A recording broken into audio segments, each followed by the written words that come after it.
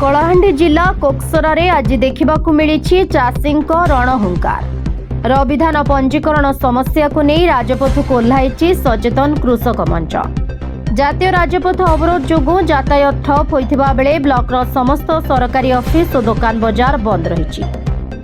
कोक्सरा block रे आज चाषींक जळुछि असंतोषर निया।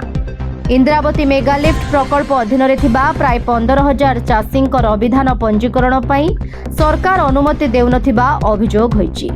पीपीएस पोर्टाल रे पंजीकरण न हेले चाषी तांकर कष्ट अर्जित धान बिकिबे केउठी?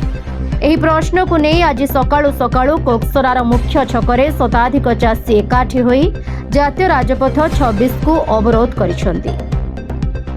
रास्ता अवरोध जोगु भवानीपाटना और जयपुर मध्य शह शह गाड़ी मोटर अटकी रही।